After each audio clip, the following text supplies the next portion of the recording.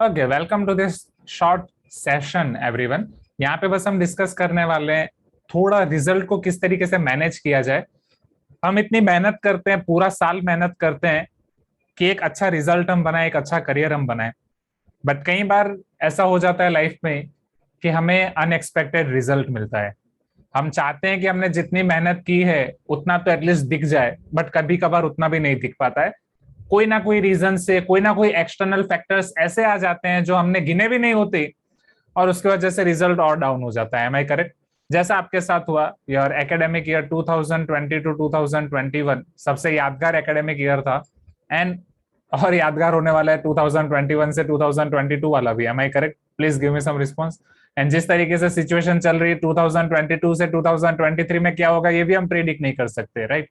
तो आपका past, present, future, ये तीनों एकेडमिक ईयर यादगार वाले एकेडमिक ईयर होने वाले हैं। Am I correct? Please give me some response.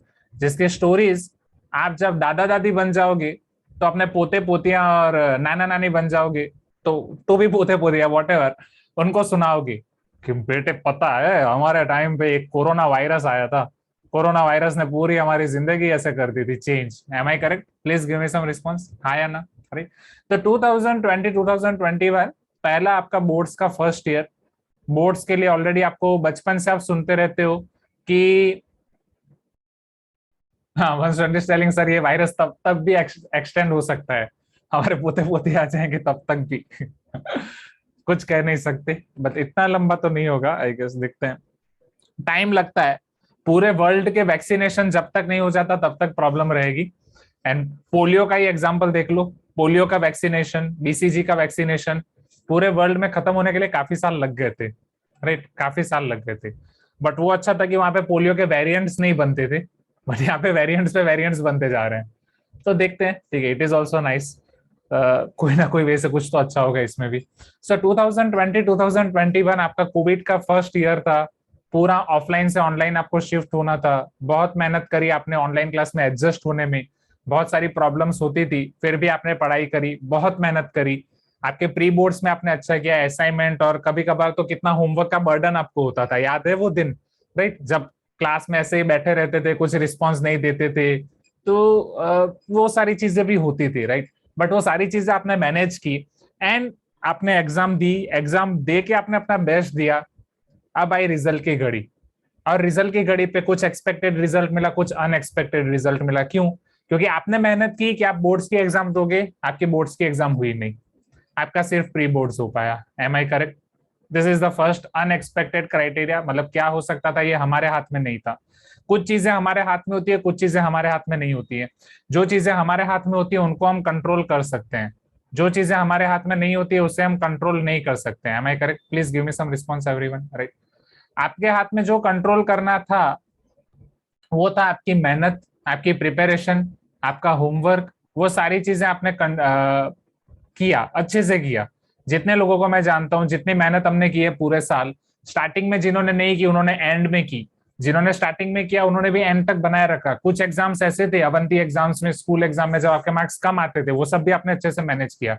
जो जो फॉर्मूला बुक, रेगुलर बुक आप अच्छे से नहीं बना पाए थे, जो जो छूट गई थी, वो भी आपने एंड में अच्छे से बनाई। Am I correct? Please give me some response. बीच बीच में आपने छोटे छोटे फेलियर्स को भी हैंडल किया। जब अवंती एग्जाम में आपके कम मार्क्स आए कभी, या फिर स्कूल एग्जाम में प्री बोर्ड्स में आपके कम मार्क्स आए, उनको भी आपने हैंडल किया और वहां पे भी आपने अच्छे से मेहनत किया। Are you getting my point? जो चीजें आपके कंट्रोलेबल थी वो सारी चीजें आपने अच्छे से की, और इसमें आपने अच्छे से किया। Are you getting my point everyone? You can tell me yes if you agree. जो चीजें हमारे हाथ में होती हैं वो आप सबने की। जो चीजें आपके कंट्रोल में नहीं थी, as for example boards exam नहीं हुई, उसमें आप कुछ नहीं कर सकते, राइट? उसमें आप ना ही शक्तिमान, ना ही सुपरमैन, ना ही आयरन मैन, या ना ही थानोस बन के कुछ कर सकते हो, या उधर जाके आप कर सकते हो, नहीं। सारा मैं कर दूंगा एकदम एरिया, क्या बोलते हैं, एकदम पूरा अलग से। एंड उसमें हम अच्छे से एग्जाम दे देंगे, ऐसा कुछ पॉसिबल नहीं है। Am I correct? Please give me some response. दूसरा, वो लोग रिजल्ट किस तरीके से कैलकुलेट करेंगे वो आपके हाथ में नहीं था, राइट? वो रिजल्ट किस तरीके से कैलकुलेट करेंगे वो आपके हाथ में नहीं था, वो उनके हाथ में था। अब ये रिजल्ट कैलकुलेट करने के लिए उन्होंने असाइनमेंट्स भी गिने, जो आपने पूरे साल यहाँ पे असाइनमेंट सबमिट किए थे आपके स्कूल में, एज वेल एज आपका प्री बोर्ड्स का भी गिना है। ये सारी चीजें गिनी गई है। Am I correct? You can tell me yes if you agree. Right, as well as आपके स्कूल में अटेंडेंस, हाँ या ना? राइट, अब वहां पे आपके हाथ में जो भी चीजें थी, प्री बोर्ड्स आपने अच्छे से दिया, बट अब स्कूल के प्री बोर्ड्स में आपको पता ही है, पहला वाला प्री बोर्ड्स का पेपर ही आपका कैसा था, राइट? याद करो वो वाला पेपर, जब आपके उसमें केस स्टडी बेस्ड क्वेश्चन पूछ लिए थे, and case study based question में पहली बार ऐसा ही होता है, राइट? आपकी जगह मैं होता तो मेरे भी कम आते हैं, फ्रेंकली स्पीकिंग, डेफिनेटली, राइट? तो केस स्टडी में आपके यहाँ पे कम आएंगे, आई एग्री। दूसरा, वो किस तरीके से चेक करते हैं, वो साइकोलॉजी भी डिपेंड करती है, राइट? क्योंकि सही होता है फिर भी नहीं, मुझे तो गलत ही देना है, तो फिर आप कुछ नहीं कर सकते उसमें। Am I correct? कितना भी सही लिख लो, अगर टीचर ने सोच दिया कि मुझे गलत देना है तो फिर वो गलत ही है, हम कुछ नहीं कर सकते उसमें। ये भी कुछ चीजें हैं जिन्हें, जो हार्श रियलिटी है, जो हमें एक्सेप्ट करनी है, हमारे हाथ में नहीं है, ठीक है? असाइनमेंट आपने बहुत अच्छे से लिखे, बहुत अच्छे से लिखने के बाद भी आपको 10 आउट ऑफ 10 नहीं मिला, क्योंकि उनका रूल है मिनिमम 1 मार्क तो मुझे कट करना ही है, 10 में से मुझे 9 या 8 तो देना ही है, ठीक है? वो आपके हाथ में नहीं है। Am I correct? Please give me some response. आपने पूरा ट्राई किया कि सारे के सारे क्लासेस आप अच्छे से अटेंड करो, बट कई क्लासेस आप अटेंड नहीं कर पाए क्योंकि पूरा कोविड ऑनलाइन चल रहा था, आपके पूरा कभी हेडेक होता था, कभी दूसरी प्रॉब्लम्स होती थी, कभी डिप्रेशन में होते थे, तो कभी कभी वो भी डाउन गया, नो इश्यू एट ऑल, वो भी आपके हाथ में नहीं था, हाँ या ना? जितना मैक्सिमम आप अटेंड कर पाए उतना सारा आपने मैक्सिमम अटेंड किया है। Please give me some response everyone, क्या ये सारी चीजें क्लियर है? राइट? अब इन सबका मिला के आपको रिजल्ट बनता है। व्हाट आई मीन टू से इज, हर बार हमें सिर्फ रिजल्ट ये नहीं मिलता है कि हम जो मेहनत करते हैं उतना ही रिजल्ट मिलेगा। रिजल्ट में दोनों चीजें होती है, controllable factors as well as non controllable factors, वो सारे मिला के आपका रिजल्ट आता है। तो रिजल्ट आ गया, उसके बाद हमें क्या करना है? What should be next step? क्या हम बैठे रहें, क्या हम उदास बैठे रहें, या हम खुश बैठे रहें? Whatever we can see. Result के बाद ना स्टूडेंट्स, दो कंडीशन होती है, दो ही केस होते हैं, दो ही केस होते हैं, उसके अलावा और कोई तीसरा केस नहीं आएगा। मैं आपको बताता हूं, या आप मुझे बताओ, या तो रिजल्ट आने के बाद आप खुश होगे कि नहीं मेरे तो अच्छा है, बोर्ड्स नहीं हुआ, बोर्ड्स में तो मैंने 80 एक्सपेक्ट किया था, 85 आ गया। Am I correct? Please give me some response, right? या तो आप दुखी होंगे कि सर मैंने तो बोर्ड्स देता तो 90 तो आ ही जाते, बट उन्होंने 85 दिए। Am I correct? ये दो के अलावा और कोई केस पॉसिबल है? पॉसिबल ही नहीं है, राइट? आप ऐसे बोलोगे नहीं नहीं सब ठीक है, ऐसे ऐसे सिचुएशन में तो कभी आओगे नहीं, या तो टॉप लेवल पे जाओगे, घमंड दिया, अरे अपन ही भगवान है, जो है अपन ने ही किया है, 85-90% आ गया, और क्या चाहिए? न्यूट्रल फेस पे तो रहेंगे ही नहीं, या तो एकदम डाउन, ये क्या हो गया, फिर नहीं तो फिर कोई भी सैड सॉन्ग सारे बजने लगेंगे दिमाग में। Am I correct? जैसे मेरे टाइम पे सैड सॉन्ग, ओम शांतियम मूवी आई थी शाहरुख खान की, वो मूवी देखी आपने? उसका एक बहुत ही अच्छा सैड सॉन्ग था, छन से जो टूटे कोई सपना, जग सुना सुना लागे, जग सुना लागे रे, पूरी दुनिया आपको ब्लैक एंड व्हाइट दिखने लगेगी। Am I correct? अब आपके टाइम पे कौन सा ये सैड सॉन्ग चल रहा है वो आपको पता, रिसेंटली? हाँ, कौन सा सैड सॉन्ग चल रहा है आपके दिल में, आपके दिमाग में, आप लिख सकते हो, बट हाँ फीलिंग सेम रहेंगी, सॉन्ग अलग होगा, पूरी दुनिया ब्लैक एंड व्हाइट लिख रहे लग रही होगी, कुछ सब मीनिंगलेस लग रहा होगा, अरे क्या जेई के लिए पढ़ाई करेंगे, उसमें भी ऐसा ही हो जाएगा, यही लाइफ है, कुछ लेना देना नहीं है, right? Am I correct? Please give me some response, हाँ या ना everyone? Now the thing is, result के बाद अब आपको क्या करना चाहिए, राइट? ओके, दो स्टूडेंट्स ने मुझे बताया उनके सॉन्ग्स नाइस। हमें एक चीज हर बार करनी चाहिए जब भी आपके पास रिजल्ट आए, ये चीज मैंने सीखी है संदीप महेश्वरी जी से, कि accept and keep moving forward. आपको उसको एक्सेप्ट करना पड़ेगा, वेदर वो अच्छा होगा या बुरा होगा, आपको उसको एक्सेप्ट करना होगा, और आपको लाइफ में आगे बढ़ते रहना है। क्यों? जिंदगी कभी भी एक जगह पे ठहरने का नाम नहीं है, जिंदगी का काम है चलते रहना। Are you getting my point? जिंदगी किसी के लिए नहीं रुकने वाली है, किसी के लिए नहीं रुकने वाली है, just you need to keep moving forward. फिर चाहे वो आपके अच्छा रिजल्ट आए या बुरा रिजल्ट आए, वेदर वो आपका 85% आए, आप 80 एक्सपेक्ट कर रहे थे और 80 से 85 आए, या आप 90 एक्सपेक्ट कर रहे थे और 90 से 85 आए, just you need to keep moving forward. Are you getting my point everyone, हाँ या ना? राइट? फिर आप बोलोगे सर मेरे करियर का क्या, मेरा तो पूरा करियर बर्बाद हो गया, मेरे तो लाइफ में आगे कुछ बचा ही नहीं है, मुझे तो आगे कुछ दिख ही नहीं रहा है, मैं तो कुछ कर ही नहीं सकता, पूरा कॉन्फिडेंस डाउन हो गया है, हाँ या ना? ऐसा सब दिमाग में चल रहा होगा। Please give me some response everyone, हाँ या ना एवरीवन? नहीं, नहीं चल रहा है तो अच्छा है। And जिनके दिमाग में चल रहा हो, तो यहाँ पे समझ लो एवरीवन, आपके आसपास जितने भी जॉब कर रहे हैं, आपके मम्मी पापा का ही एग्जाम्पल ले लो, आपके पापा का एग्जाम्पल ले लो, मम्मी का एग्जाम्पल ले लो, जहाँ पे दोनों काम करते हैं, उनसे पूछो कि क्या आपको आपके 10th के परसेंटेज देख के जॉब मिली थी? Just ask them. Are you getting my point everyone? हाँ या ना? क्या आपको आपके 10th के परसेंटेज देख के जॉब मिली थी? तो आपको वहां पे आपको आंसर मिल जाएगा। आप आपके मम्मी पापा से पूछो, उससे पहले मैं आपको मेरा एग्जांपल दिखा देता हूँ कि मुझे मेरे 10th के परसेंटेज देख के किसी ने जॉब दी थी या नहीं। Are you getting my point everyone? See, 10th में मेरे परसेंटेज थे 89.08, और यहाँ पे मैथ्स में थे मेरे 100 आउट ऑफ 100। 12th में मेरे परसेंटेज थे 82.77, और जो जेई वगैरह होता है वो टाइम पे, हमारे टाइम पे गुजरात कॉमन एंट्रेंस टेस्ट थी, जैसे आपका कर्नाटका सेट होता है, उसमें मेरे थे 92 आउट ऑफ 120, और मैथ्स में थे 40 आउट ऑफ 40। जो ये वाले मैथ्स में 40 आउट ऑफ 40 थे, ये पूरे गुजरात में सिर्फ 3 स्टूडेंट्स के थे, उसमें से एक मैं हूँ। बीटेक में मेरे थे 84.95%। एमटेक में मुझे परसेंटेज याद नहीं है, बट जो सीजीपीए थे वो 9.6 टू 9.7 के बीच में थे, 9.67 समथिंग, और यहाँ पे मुझे मिला था सिल्वर मेडल। अब मैं आपको यहाँ पे बताता हूँ कि कहाँ कहाँ पे यहाँ पे डाउनफॉल हुआ था, ये दिख रहा है आपको। जो आपको जो करियर बनता है, वो करियर में क्या क्या चीजें पहले इंपॉर्टेंट है मैं आपको बताता हूँ। जब भी करियर में सबसे पहले वो आपका रिज्यूमे देखते हैं, आप जॉब लेने के लिए जाते हो तो रिज्यूमे में वो पूरी प्रोफाइल देखते हैं। Is this clear everyone? पूरी प्रोफाइल में आपके 10th के परसेंटेज दिखे जाते हैं, 12th के परसेंटेज दिखे जाते हैं, फिर बीटेक एमटेक, आप जो बैचलर कर रहे हो, मास्टर्स कर रहे हो, जो एक्स्ट्रा आपके पास है, सिल्वर मेडल है, ब्रॉन्ज मेडल है, गोल्ड मेडल है, वो सारी चीजें देखी जाती है। एंट्रेंस एग्जाम के मार्क्स कोई नहीं देखता, ये मैथ्स में 40 आउट ऑफ 40, 100 आउट ऑफ 100 है, ये कोई नहीं देखता। Is this clear everyone? Please give me some response, right? Meanwhile में यहाँ पे मेरा आपको रिज्यूमे भी दिखा देता हूँ, तो वो भी आपको क्लियर हो जाएगा।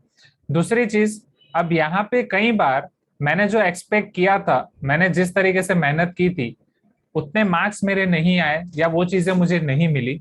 वो टाइम पे मैंने इस सब चीजों को कैसे हैंडल किया था, वो भी मैं आपको बताता हूँ।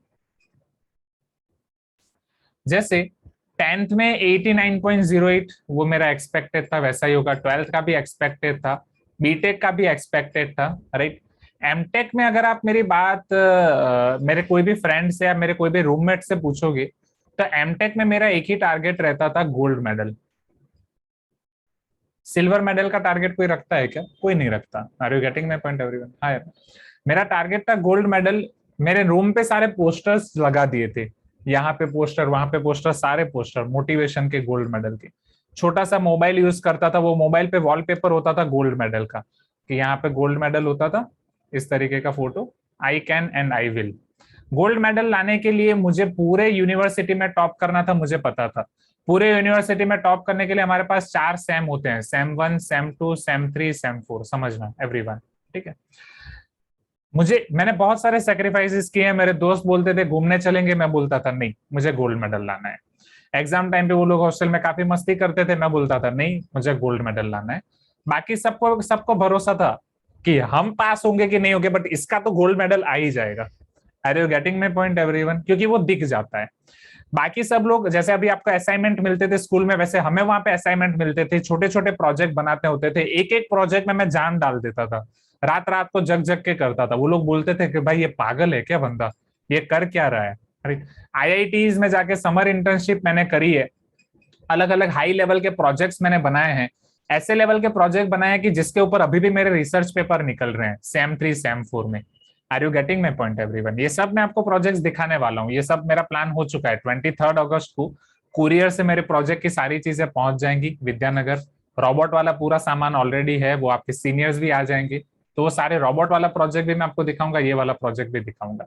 अब समझना मेरी बात को स्टूडेंट्स, इतनी मेहनत करने के बाद सेम 1 में मैं पूरा लगा रहा, मेरे आया 9.6, मेरी ब्रांच में मैं टॉप। एक दूसरी ब्रांच में मुझे पता चला 9.8 है, तो मेरा गोल्ड मेडल नहीं आ सकता, मुझे और मेहनत करनी है। सेम 2 में मैंने और मेहनत की। बीच में एक सेम के बीच में 3 महीने के बाद घर पे जाना होता है, मैं ब्रेक लेने के लिए जाता हूँ हर 3 महीने के बाद, के 10 दिन थोड़ा रिलैक्स हो जाऊंगा, मैं घर पे नहीं गया। मैं घर पे इसलिए नहीं गया कि वो 10 दिन भी मुझे नुकसान कर सकते हैं। Are you getting my point everyone? पूरा 6 महीना कंटिन्यूअस में वहीं पे पढ़ाई करता रहा। 9.6 आ गए, ये दूसरे के 9.4 आ गए सेम 2 में। तो अब फर्स्ट ईयर के बाद दोनों एवरेज पे हैं, दोनों की एवरेज 9.6 है, मैं गोल्ड मेडल के रास्ते पे हूँ। Are you getting my point everyone? Sem 3 sem 4 में हमारा प्रोजेक्ट का होता है, प्रोजेक्ट से आपको एसपीआई मिलते हैं, प्रोजेक्ट से जो मुझे सीजीपीए मिले वो हमारी मैकेनिकल ब्रांच में मिले 9। अब ये सेम चीज फॉलो हो रही है एक दूसरी इलेक्ट्रिकल ब्रांच में भी। इलेक्ट्रिकल ब्रांच में यहाँ पे 9.6 9.6 वहां पे। अब मेरा प्रोजेक्ट है एकदम हाई लेवल का, मेरे प्रोजेक्ट देख के सभी एकदम खुश। मेरे एचओडी तक ने मुझे बोल दिया था, डीन ने बोल दिया था कि तू पीएचडी यहीं से करना और कहीं मत जाना, ऐसा करके डायरेक्टली ऑफर ऑफर कर दिया था। बाकी सबको पीएचडी के लिए इंटरव्यूज देने होते हैं, मुझे बोल दिया था कि तुझे पीएचडी करना है तो यहीं से करना और कहीं पे मत जाना। इतना अच्छा मेरा परफॉर्मेंस था सेम 1 का। उन्होंने एक रूल निकाला कि अगर आपका पेपर पब्लिश रहेगा तो हम आपको 10 एसपीआई देंगे, नहीं तो नहीं देंगे। तो मुझे मेल लगा 9, सबको 9 देंगे, क्योंकि 6 महीने में किसी का भी पेपर पब्लिश नहीं होता है। हुआ क्या समझना, यहाँ पे इलेक्ट्रिकल सिविल उन सब ब्रांच में 10-10 एसपीआई दिए गए। उनके हेड ऑफ डिपार्टमेंट ने चीटिंग कर दी। Are you getting my point everyone? हां या ना? Please give me some response. ये टाइम पे मैं बहुत उदास हुआ, क्योंकि यहाँ तो मेरे आंखों के सामने दिख रहा है मेरा गोल्ड मेडल गया। Am I correct? Please give me some response. मेरी आंखों के सामने दिख रहा है लिटरली मेरा गोल्ड मेडल गया। राइट, उससे पहले ही मेरा अवंती में प्लेसमेंट हो गया था। अब ये जस्ट रिजल्ट आने के 2 महीने पहले अवंती में प्लेसमेंट हो गया था। 19 अक्टूबर, मुझे डेट याद है, अवंती प्लेसमेंट डेट। तो 19 अक्टूबर मेरा रिजल्ट आया था अवंती का। उसके बाद ये सेमेस्टर का एग्जाम हुआ नवंबर में, और दिसंबर में रिजल्ट आया। ठंडियों का टाइम था, जमशेदपुर में बैठे थे और मुझे बिल्कुल ठंडी नहीं लग रही थी, एकदम गर्मी लग रही थी, क्योंकि रिजल्ट आ गया। मैंने मेरे गाइड से बात की, मैंने बोला सर मेरा गोल्ड मेडल का सपना है, मैंने बहुत सेक्रीफाइस किए हैं, गोल्ड मेडल मेरा हाथ से जाएगा, दिस इज नॉट फेयर। मेरे गाइड ने बोला तूने बहुत मेहनत की है, सेम 4 में तो तुझे 10 मिल ही जाएगा। मैं बोला सर मुझे 10 नहीं चाहिए, मुझे वो चाहिए, इक्वालिटी चाहिए, मीन्स जस्टिस चाहिए। ऐसा नहीं बोल रहा हूँ कि मुझे 10 चाहिए, मैं बोल रहा हूँ कि अगर रूल ऐसा है कि पेपर बिना आप नहीं दे रहे हो तो पेपर बिना फिर किसी को नहीं मिलना चाहिए 10। Am I correct? Please give me some response, हाँ या ना? राइट। उस दिन मुझसे ज्यादा मेरे सारे दोस्त लोग उदास थे, ठीक है, 1 महीना तक मैं उदास रहा ना। मैं यहां तक सोचा कि मैं एनआईटी के डायरेक्टर सर से बात करने के लिए जाता हूँ, बट अंदर अंदर इतना पॉलिटिक्स चलता है, इतनी सारी चीजें चलती हैं, we can not do anything. Sem 4 में और तगड़ी मेहनत की मैंने, यहाँ पे उनको भी 10 मिला, मुझे भी 10 मिला, ये गया गोल्ड। मुझे लगा पता नहीं अब मेरा सिल्वर भी आएगा कि नहीं, कि ब्रॉन्ज मिलेगा, एंड अल्टीमेटली मुझे मिला silver. Are you getting my point everyone? हाँ या ना? अब इतनी मेहनत करने के बाद, जिसने एक एक सेकंड का हिसाब किया हो, इतने सारे सेक्रीफाइसेस किए हो, चाहता तो मैं वहीं पे रो सकता था, नहीं मुझे तो गोल्ड चाहिए था, मैंने तो इतनी मेहनत की, गोल्ड में डिजर्व करता हूँ। क्या होता लाइफ में? Are you getting my point? Right. अगर मान लो वहां पे मेरा गोल्ड मेडल होता तो भी क्या, आप ही को पढ़ा रहा होता अभी, बस आपको आके मैं ये बोलता, क्योंकि अवंती में प्लेसमेंट तो यहाँ पे हो गया था, राइट, मैं आपको आके ये बोलता कि मैं गोल्ड मेडलिस्ट हूँ, अभी आके मैं बोल रहा हूँ सिल्वर मेडलिस्ट हूँ। Am I correct? Please give me some response. क्या लाइफ रुकी क्या?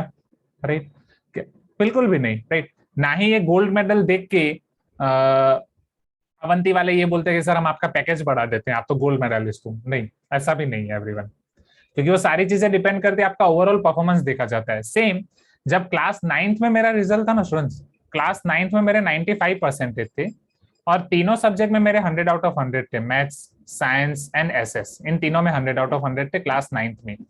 तो यहाँ से सबने एक्सपेक्ट किया था, मेरे टीचर्स ने, कि क्लास 10th में बहुत लाएगा, बट मुझे पता था क्लास 10th में मैं ज्यादा नहीं ला पाऊंगा, क्योंकि कुछ टीचर्स मुझे अच्छे नहीं मिले थे, मैं अच्छे से मेहनत नहीं कर पाया था, बहुत सारे रीजंस थे। तो वो मुझे पता ही था, वो मेरा प्रिडिक्टेड था, बट मेरे टीचर्स का प्रिडिक्टेड नहीं था।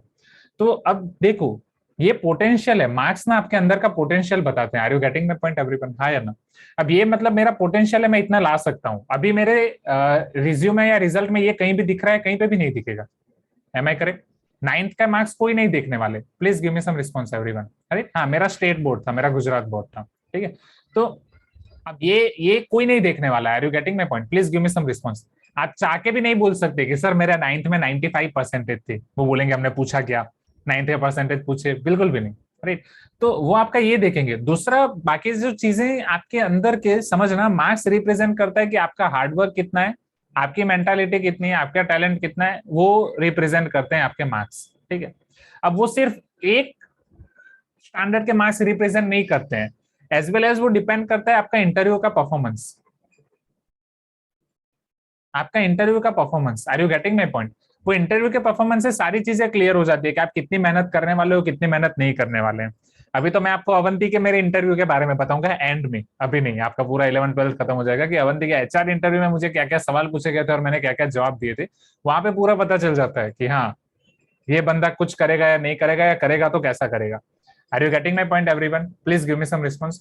तो आपके सारे मार्क्स देखे जाते हैं एज वेल एज इंटरव्यू देखा जाता है। तो जो आप क्लास 10th के मार्क्स के प्रति जो वरीड हो ना, वो एक छोटा सा स्टेप है। आपका पूरा रिज्यूमे में जो बहुत सारी चीजें देखने वाली हैं, उसमें से बस वो एक लाइन है। तो उसकी चिंता बिल्कुल भी मत करो। अगर कहीं पे आपके कुछ प्लस माइनस हो रहे हैं, कहीं पे आपके मार्क्स अगर प्लस माइनस हो रहे हैं, तो सारी जगह पे कवर हो जाएगा। Is this clear everyone? हाँ या ना? जैसे बीटेक और एमटेक के बीच में जो मैंने गेट एग्जाम दी थी, उसमें बहुत मेहनत करने के बाद मेरे मार्क्स कम आए थे।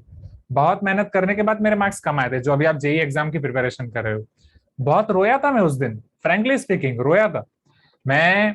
21 ईयर्स का था वो टाइम पे, राइट। दोस्त को बुलाया था एंड हम तो ऐसी बातें कर रहे थे जैसे न्यूक्लियर बम निकाल के सबको उड़ा देंगे, लाइक दैट। बात करने में क्या ही जाता है। Are you getting my point everyone? तो जो भी आपको दुख दर्द है वो निकाल दो, एंड बाद में मुझे पता चले गेट जिसके लिए मैं रो रहा हूँ, वो तो बस एक एक लाइन होगी मेरे रिज्यूमे में, जिसके ऊपर मुझे जॉब नहीं मिलने वाली। Are you getting my point everyone? हाँ या ना? अब मैं आपको मेरा रिज्यूमे दिखाता हूँ तो आपके कंसेप्ट और क्लियर हो जाएंगे ना। अब ये रिज्यूमे में पर्टिकुलरली मेरा नाम है वासवानी आशीष महेश भाई। गुजरात में नाम इस तरीके से लिखे जाते हैं, आपके पापा का नाम भी पीछे लिखा होता है, तो सारे रिजल्ट्स में ये नाम है, इसीलिए ये कंटिन्यू रहता है इस तरीके से। अब पहले ही मैंने यहाँ पे डाल दी है मेरी वेबसाइट, जो मेरी गूगल साइट आप सबने ऑलरेडी देखी होगी। Are you getting my point everyone? हाँ या ना? रिज्यूमे आपको कैसे बनाना है उसके लिए भी मैं आपको गाइड करूंगा। अगर वो टाइम पे आप मेरे साथ कांटेक्ट में रहना चाहो और सारी चीजें पूछो, तो वो टाइम पे ठीक है। अभी ये एग्जैक्टली पुराना वाला रिज्यूमे है, इसके अलावा एक और होगा। Let me check.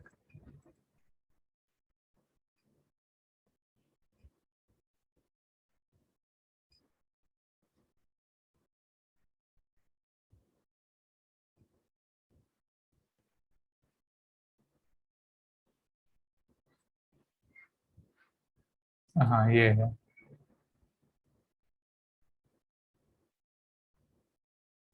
Okay, can you see this second resume everyone? ये भी एग्जैक्टली 3 पेज का है, ऐसा एक 2 पेज का भी मैंने बनाया था।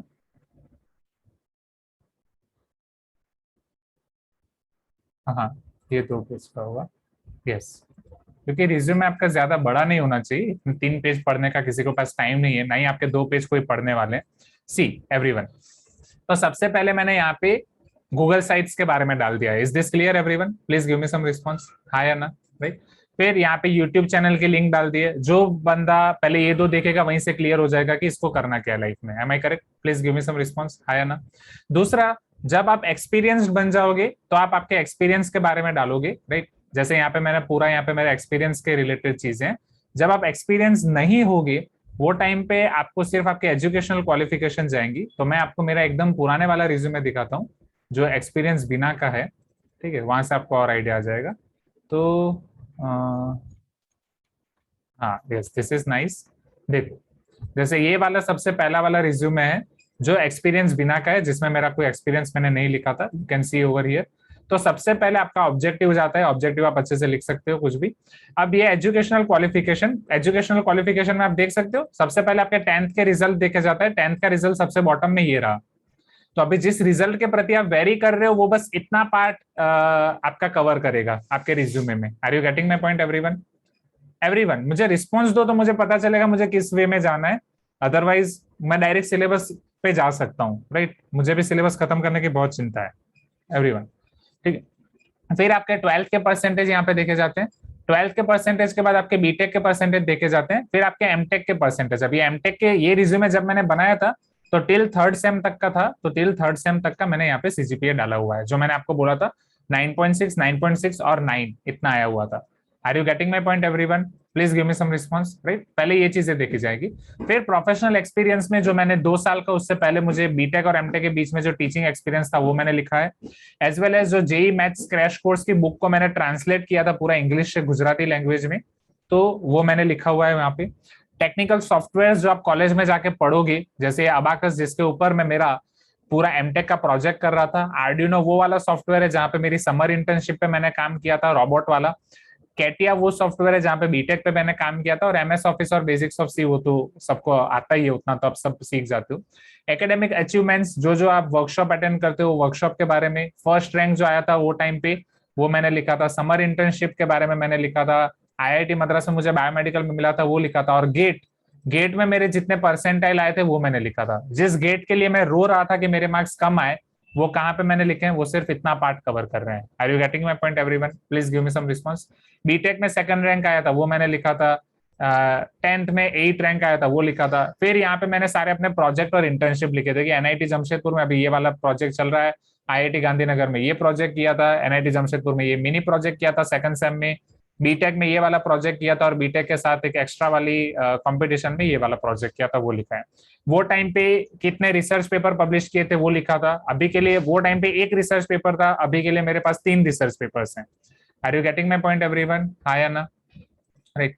फिर नेक्स्ट एक्स्ट्रा करिकुलर एक्टिविटीज, जिसमें वो शॉर्ट फिल्म आप सबने देखी है वो लिखा था एफए साइकिल के बारे में, और वो सारी चीजें। कॉम्पिटेंसीज, आपके अंदर आपके क्या क्या स्किल्स हैं वो, क्योंकि इन सबके ऊपर आपके इंटरव्यू में क्वेश्चन आते हैं। आपकी हॉबीज क्या है उसके ऊपर सारे इंटरव्यू में क्वेश्चन आते हैं। सो ये है आपका रिज्यूमे। अब जो आपका पूरा सिलेक्शन होता है वो पूरे रिज्यूमे के ऊपर आता है, एज वेल एज आपके इंटरव्यू के ऊपर। अब उसमें 10th का पोर्शन सिर्फ इतना है, सिर्फ इतना है।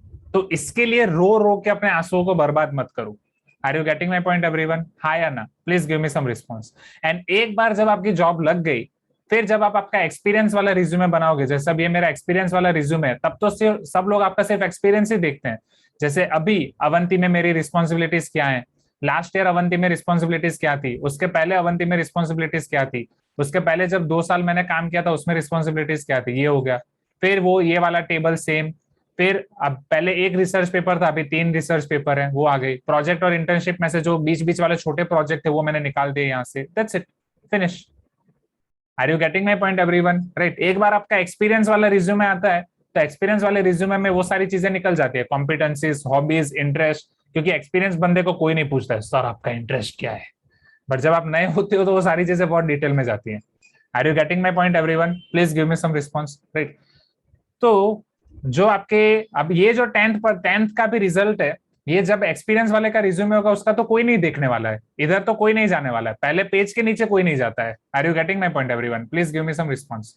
राइट। एंड जब आप फ्रेशर रहोगे तब भी इतना ही जाएगा, उससे ज्यादा नहीं जाने वाला है। तो मोरल ऑफ द स्टोरी, ये सब दिखाने का मेरा मतलब यही था कि 2 चीजें आप समझो। अभी तक हमारे दिमाग में हमारे पेरेंट्स, हमारे टीचर्स सिर्फ एक चीज बताते हैं कि आप जो मेहनत करोगे वो चीज आपको रिजल्ट में दिखेगी। No, that is half true. Result में सिर्फ आपको मेहनत नहीं दिखती है, एक दूसरा फैक्टर भी, बहुत सारे अनकंट्रोलेबल फैक्टर्स काम करते हैं। इसीलिए कुछ कुछ टीचर्स को आपने ये भी सुना होगा कि थोड़ा बहुत लक भी काम करता है। Am I correct? Please give me some response everyone. अब जो स्टूडेंट्स को पर्टिकुलरली लग रहा है कि हमारी बोर्ड्स की एग्जाम होती है तो 80% आते हैं और अभी 85% आ रहे हैं, तो उनका लक अच्छा था, आई कैन से। और जिनको ऐसा लग रहा है कि बोर्ड्स की एग्जाम होती है और हमारे 90% आते हैं और अभी 85% आ रहे हैं, तो बैड लक था। Not not worry about it. ऐसा जरूरी नहीं कि हर बार आपका लक अच्छा हो, हर बार लक आपका खराब हो, क्योंकि ये सारे अनकंट्रोलेबल फैक्टर्स काम करते हैं। जैसे यहाँ पे ये अनकंट्रोलेबल फैक्टर था, मैंने गोल्ड मेडल के लिए पूरा प्लान किया, खून पसीना एक कर दिया, सारी मेहनत लगा दी, जितना नॉलेज था, कॉन्शियस माइंड, सब कॉन्शियस माइंड सब लगा दिया, तब भी मुझे गोल्ड मेडल नहीं मिला, मुझे सिल्वर मेडल मिला। क्यों? क्योंकि ये अनकंट्रोलेबल फैक्टर था। दूसरा वाला एचओडी क्या करने वाला है वो मेरे हाथ में नहीं था। Are you getting my point everyone? Please give me some response. हाँ या ना? Everyone, everyone please give me some response. Right. तो ऐसी बहुत सारी चीजें होंगी आपके पास लाइफ में, not even now but future में भी। ये तो सिर्फ 10th में हुआ है, फ्यूचर में भी ऐसे बहुत सारे रिजल्ट्स आपके पास ऐसे होंगे कि जिसमें आप जितनी मेहनत करोगे उससे अलावा आपको कम भी मिल सकता है, ज्यादा भी मिल सकता है, बट हर बार आपको एक ही चीज करनी है, उसको एक्सेप्ट करना और आगे बढ़ना है। The main conclusion is accept it and keep moving forward. अब आगे क्या है? That's it. Just accept it and keep moving forward, accept it and keep moving forward, that's it, nothing else. अच्छा आया है खुश रहो, अच्छा नहीं आया है थोड़ा दुखी रहो, एंड चलते रहो, दैट्स इट। उससे सीखो और आगे बढ़ो, दिस इज द लाइफ। अब कुछ स्टूडेंट्स बोल रहे हैं कि सर एक सब्जेक्ट मेरा इतना अच्छा था, इतना अच्छा था कि जिसमें मैं स्कूल में टॉप करती थी, बट उसमें भी मुझे बोर्ड्स में C2 दे दिया है। Don't worry about it, this is part of life. Life में ऑलवेज ध्यान रखो, लाइफ में 2 चीजें होती हैं everyone. Life is only 10% how you make it and 90% how you take it. Again मैं आपको रिपीट कर रहा हूं, लाइफ सिर्फ 10% वैसी है जिसमें हाउ यू मेक इट, जितनी मेहनत आप पूरा दिन करते हो जेई में और उसमें बनाने के लिए, वो सिर्फ 10% है।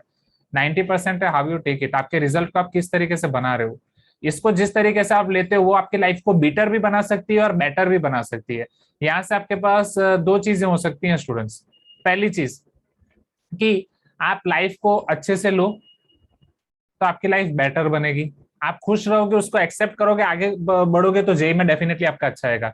इससे उदास रहोगे आपकी लाइफ बिटर बन सकती है, क्योंकि उदास रहोगे अरे कुछ ये नहीं है ये नहीं है, मूड आउट रहेगा, कुछ प्रिपरेशन नहीं होगा, जेई अपने आप जाने वाला है। तो लाइफ को बेटर बनाना है या बिटर बनाना है आपके ऊपर है। वो 90% आप किस तरीके से इन्वॉल्व कर रहे हो, किस तरीके से आपके रिजल्ट को आप ले रहे हो, उस पर डिपेंड करता है। अगर एक दूसरा पॉइंट ऑफ व्यू मैं आपको बताऊं स्टूडेंट्स, एक दूसरा पॉइंट ऑफ व्यू, क्या ये भी तो हो सकता था, ये 90 में से 80 भी तो आ सकते थे? Please give me some response. वहां पे जब टीचर्स ने मेरे साथ खराब किया तो वहां पे मेरा सिल्वर जाने दो, ब्रॉन्ज भी तो आ सकता था। Am I correct? Please give me some response everyone. The thing is हम हमारे पास जो है उसमें खुश होते ही नहीं है। We need to develop the sense of gratitude. हमें बस भगवान को थैंक यू बोलना चाहिए कि हाँ एटलीस्ट हमारे पास इतना तो मिला, कि थैंक यू भगवान। हो सकता था कि मेरे परसेंटेज 90 से 80 पहुंच जाते बट वो 80 नहीं पहुंचे। आपको C2 ग्रेड मिला, हो सकता है C2 नहीं उससे नीचे भी जा सकता था, D1 D2 भी जा सकता था बट नहीं गया। सो थैंक यू भगवान, आपने मुझे इतना भी दिया, आई एम सो हैप्पी। क्योंकि अल्टीमेटली वो सारी चीजें हैंडल करते हैं, वही सारी चीजें करते हैं, वो किसी के साथ बुरा नहीं होने देते। आप आपके जैसे मम्मी पापा के बच्चे हो वैसे उनके भी बच्चे हो, तो वो किसी के साथ बुरा नहीं होने देते। टाइम टाइम की बात होती है, मोमेंटरीली कुछ बुरा लग सकता है बट एंड में, in the end everything will be fine, it will be happies ending. So don't worry about it. थोड़े टाइम के लिए बुरा लगेगा, it may be 1 day 1 week 2 week, but उसके ज्यादा टाइम मत लगने दो और उसको एक्सेप्ट करो और आगे बढ़ो, आगे बढ़ते रहो। यही मैं बोलूंगा मेरी लाइफ के एक्सपीरियंस से। तो यहाँ पे ये चीज मैं कंक्लूड करता हूँ।